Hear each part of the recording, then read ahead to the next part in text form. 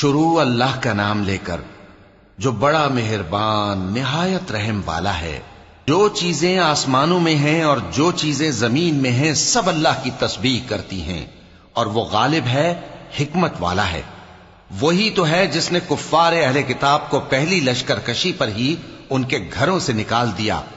مسلمانوں، تمہارے خیال میں بھی نہ تھا کہ وہ نکل جائیں گے، اور وہ لوگ یہ سمجھے ہوئے تھے کہ ان کے قلعے ان کو اللہ کے عذاب سے بچا لیں گے، مگر اللہ نے ان کو وہاں سے آ لیا جہاں سے ان کو گمان بھی نہ تھا، اور اس نے ان کے دلوں میں دہشت ڈال دی کہ اپنے گھروں کو خود اپنے ہاتھوں اور مومنوں کے ہاتھوں سے اجاڑنے لگے۔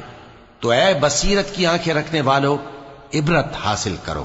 اور اگر اللہ نے ان کے بارے میں جلا وطن کرنا نہ لکھ رکھا ہوتا تو ان کو دنیا میں بھی عذاب دے دیتا، اور آخرت میں تو ان کے لیے آگ کا عذاب تیار ہے ہی۔ یہ اس لیے کہ انہوں نے اللہ اور اس کے رسول صلی اللہ علیہ وآلہ وسلم کی مخالفت کی، اور جو شخص اللہ کی مخالفت کرے تو اللہ اسے سخت عذاب دینے والا ہے۔ مومنوں، کھجور کے جو درخت تم نے کاٹ ڈالے یا ان کو ان کی جڑوں پر کھڑا رہنے دیا، سو یہ اللہ کے حکم سے تھا، اور اس سے مقصود یہ تھا کہ وہ نافرمانوں کو رسوا کرے۔ اور اے مسلمانوں، جو مال اللہ نے اپنے پیغمبر کو ان لوگوں سے جنگ کے بغیر دلوایا ہے اس میں تمہارا کچھ حق نہیں، کیونکہ اس کے لیے نہ تم نے گھوڑے دوڑائے نہ اونٹ، لیکن اللہ اپنے پیغمبروں کو جن پر چاہتا ہے غالب کر دیتا ہے، اور اللہ ہر چیز پر قادر ہے۔ جو مال اللہ نے اپنے پیغمبر صلی اللہ علیہ وآلہ وسلم کو بستیوں والوں سے دلوایا ہے وہ اللہ کے اور پیغمبر کے قرابت والوں کے اور یتیموں کے اور حاجت مندوں کے اور مسافروں کے لیے ہے، تاکہ جو لوگ تم میں دولت مند ہیں انہی کے ہاتھوں میں نہ گردش کرتا رہے، اور جو چیز تم کو پیغمبر صلی اللہ علیہ وآلہ وسلم دیں وہ لے لو، اور جس سے منع کریں اس سے باز رہو، اور اللہ سے ڈرتے رہو، بے شک اللہ سخت عذاب دینے والا ہے۔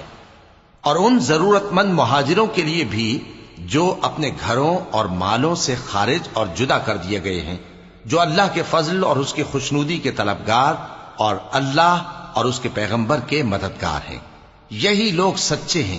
اور ان لوگوں کے لیے بھی جو مہاجرین سے پہلے اس گھر یعنی مدینے میں مقیم ہیں اور ایمان میں مضبوط ہیں، اور جو لوگ ہجرت کر کے ان کے پاس آتے ہیں وہ ان سے محبت کرتے ہیں، اور جو کچھ ان کو ملا اس سے اپنے دل میں کچھ خواہش اور خلش نہیں پاتے، اور ان کو اپنی جانوں پر مقدم رکھتے ہیں خواہ وہ خود بھی فاقے سے ہوں۔ اور جو شخص خود غرضی سے بچا لیا گیا تو ایسے ہی لوگ بامراد ہیں۔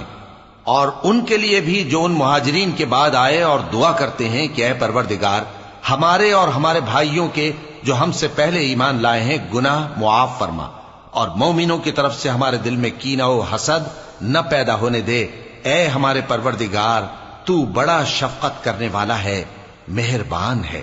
کیا تم نے ان منافقوں کو نہیں دیکھا جو اپنے کافر بھائیوں سے جو اہل کتاب ہیں کہا کرتے ہیں کہ اگر تم جلا وطن کیے گئے تو ہم بھی تمہارے ساتھ نکل چلیں گے اور تمہارے بارے میں کبھی کسی کا کہا نہ مانیں گے، اور اگر تم سے جنگ ہوئی تو تمہاری ہی مدد کریں گے، مگر اللہ ظاہر کیے دیتا ہے کہ یہ جھوٹے ہیں۔ اگر وہ نکالے گئے تو یہ ان کے ساتھ نہیں نکلیں گے، اور اگر ان سے جنگ ہوئی تو یہ ان کی مدد نہیں کریں گے، اور اگر مدد کریں گے بھی تو پیٹ پھیر کر بھاگ جائیں گے، پھر ان کو کہیں سے بھی مدد نہ ملے گی۔ مسلمانوں، تمہاری ہیبت ان لوگوں کے دلوں میں اللہ سے بھی بڑھ کر ہے، یہ اس لیے کہ یہ سمجھ نہیں رکھتے۔ یہ سب جمع ہو کر بھی تم سے نہیں لڑ سکیں گے مگر بستیوں کے قلعوں میں پناہ لے کر یا دیواروں کی اوٹ سے۔ ان کے آپس میں بھی بڑی لڑائی رہتی ہے، تم خیال کرتے ہو کہ یہ اکٹھے ہیں، حالانکہ ان کے دل پھٹے ہوئے ہیں۔ یہ اس لیے کہ یہ بے عقل لوگ ہیں۔ ان کا حال ان لوگوں کا سا ہے جو ان سے کچھ ہی پیشتر اپنے کرتوت کی سزا کا مزہ چکھ چکے ہیں، اور ان کے لیے دکھ دینے والا عذاب تیار ہے۔ منافقوں کی مثال شیطان کی سی ہے کہ انسان سے کہتا رہا کہ کافر ہو جا، پھر جب وہ کافر ہو گیا تو کہنے لگا کہ مجھے تجھ سے کچھ سروکار نہیں، مجھ کو تو اللہ رب العالمین سے ڈر لگتا ہے۔ تو دونوں کا انجام یہ ہوا کہ دونوں دوزخ میں جائیں گے، ہمیشہ اس میں رہیں گے، اور بے انصافوں کی یہی سزا ہے۔